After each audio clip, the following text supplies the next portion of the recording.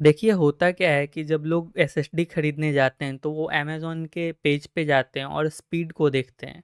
जैसे कि यहाँ पे 3500 मेगाबाइट पर सेकंड है, या फिर यहाँ पे आप देख सकते हैं अराउंड 550 जो है 5500 एमबी का स्पीड है यहाँ पे, और यहाँ पे भी आप देख सकते हैं। तो ये लोग क्या करते हैं ना कि अच्छा एसएसडी है ये डिसाइड करने के लिए मैक्सिमम स्पीड देखते हैं और खरीद लेते हैं। मैक्सिमम स्पीड देखना गलत नहीं है, मगर सिर्फ स्पीड देखने से कुछ नहीं होता है, ठीक ना। अगर आप इस एसएसडी को अपने कंप्यूटर पे लगाइएगा और आपको लगता है कि ये स्पीड मिल जाएगा, तो ऐसा कुछ नहीं होने वाला है। जैसा कि आप देख सकते हैं कि मेरे पास ये WD का 7100 का एसएसडी है। मैं आपको दिखा देता हूँ स्पीड टेस्ट करके। पहले आप एसएसडी देख लीजिए, SN7100 का ये NVMe एसएसडी है, ठीक है।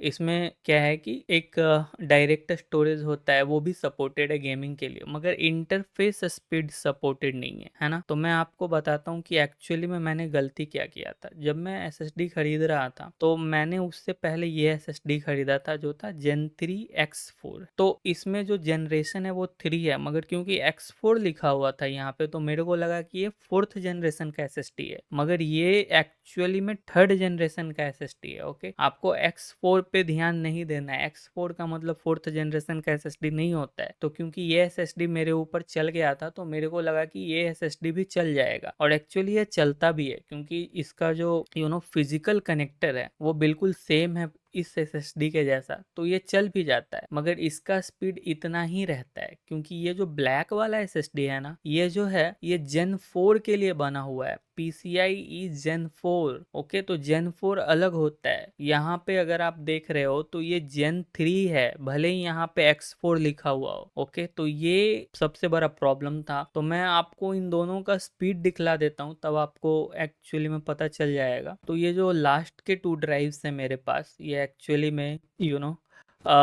इस वाले एसएसडी के हैं, SN570 के। तो इसका एक स्पीड टेस्ट करके मैं दिखा देता हूँ आपको। तो मैं थोड़ी देर के लिए वीडियो को पॉज करता हूँ, उसके बाद आप रिजल्ट्स को देख पाएंगे। हाय गाइस, तो स्पीड टेस्ट का रिजल्ट आ चुका है, और जैसा कि आप लोग देख सकते हैं ये बिल्कुल वैसा ही स्पीड रिजल्ट आ रहा है जैसा कि एक्सपेक्टेड था। तो 3300 जो है रीड स्पीड है, और ये बहुत ही अच्छे से रीड स्पीड है। ओके, तो अगर ये थोड़ा और ड्राइव खाली होता तो ये थोड़ा और अच्छा स्पीड होता, तो आप इसके साथ जा सकते हो, ठीक ना। बट मेक्स अगर NVMe सपोर्ट करता है तो आप इसके साथ जा सकते, but don't go with the newer version. Okay, क्योंकि ये थोड़ा सा एक्सपेंसिव होता है, बट इसका जो स्पीड होता है ना वो आप नहीं देख पाओगे। क्यों नहीं देख पाओगे? क्योंकि ये Gen 4 है। ओके, और हमारा जो था वो Gen 3 था, है ना। ये Gen 3 है, भले ही यहाँ पे X4 लिखा हुआ हो, ये Gen 3 होता है। ओके, तो आपको Gen के बाद जो नंबर है वही ध्यान देना है। ओके, तो मैंने यहीं पे गलती कर दिया था, क्योंकि एसएसडी मेरे पे चल गया था तो मेरे को लगा ये Gen 4 एसएसडी को सपोर्ट करता है, तो मैंने एक्चुअली में ये WD का ब्लैक खरीद लिया। ओके, अब ब्लैक जो है वो आपको इतना स्पीड कभी नहीं दे पाएगा, क्योंकि ये स्पीड जो है ये Gen 4 का स्पीड है।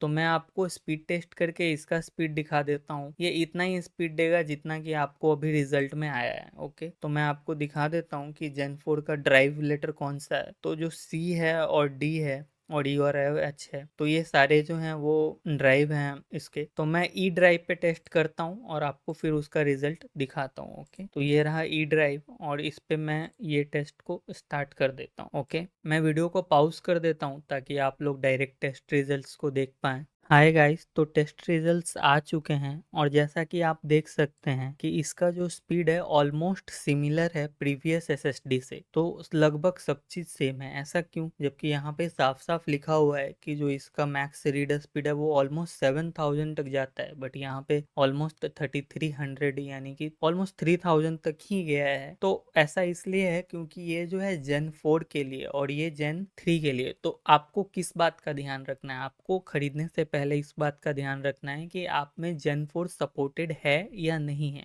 तो उसके लिए आपको क्या करना है, आपको सबसे पहले एक सॉफ्टवेयर आता है जिसका नाम है CPU G, और यहाँ पे जाके आप मदरबोर्ड में जाइए और यहाँ पे आप बस स्पेक में देख सकते हैं कि PCI 3 लिखा हुआ है या फिर PCI 4 लिखा हुआ है। तो एक तरीका तो ये है, और नहीं तो फिर आप दूसरा एक सॉफ्टवेयर है, इसका नाम है HW Info, ये भी काफ़ी पॉपुलर सॉफ्टवेयर है। तो यहाँ पे जाके आप मदरबोर्ड में जाके आप देख सकते हैं कि कौन सा PCI वर्जन आप पे है। तो यहाँ पे आप देख सकते हैं कि साफ साफ लिखा हुआ है PCI वर्जन 3.0। ओके, तो अगर आपका 3.0 है तो आप क्यों थोड़े से एक्स्ट्रा पैसे देके आप न्यू जेन का ले रहे हो या फिर ये WD ब्लैक ले रहे हो, इसका कोई मतलब ही नहीं बनता है ना। SSD का कोई मतलब नहीं है क्योंकि आपको इसकी ज़रूरत नहीं है। अगर आपका कंप्यूटर काफ़ी नया है, पिछले 1 या 2 साल में खरीदा गया है, तो शायद आप में Gen 4 होगा। ओके, बट इवन दो अगर आप में Gen 4 हो और पैसे की कमी है, तो मैं बता रहा हूँ ये जो स्पीड है इसका ओल्ड जेन का, ये बहुत ज़्यादा है, हार्ड डिस्क के मुकाबले बहुत ही ज़्यादा है। इनफैक्ट आप किसी भी गेम को खेलो, आपको मतलब स्पीड में अंतर नहीं दिखने वाला। ओके, तो आप पैसे बचा सकते हो इस SSD को खरीद के। तो नया SSD खरीदने का कोई ज़रूरत नहीं है। ये वीडियो मैंने इसलिए बनाया था क्योंकि मैं एक कमेंट देखा था जिसमें किसी ने लिखा था कि hardly getting speed of 3500 MB पर सेकेंड। तो मुझे लगता है इनका भी जो मतलब PCI है वो 3 ही होगा, इसीलिए इनको ज़्यादा स्पीड नहीं मिला है। तो अभी तो रिव्यूज़ काफ़ी काफ़ी ज़्यादा बेटर हो चुके हैं। तो अगर आप 5 स्टार रिव्यू पे जाएंगे तो इसमें शायद किसी ने लिखा होगा दैट फुल स्पीड मिल रहा है। तो आई थिंक किसी ने ऐसा शो किया है, बेस्ट अपग्रेडेड।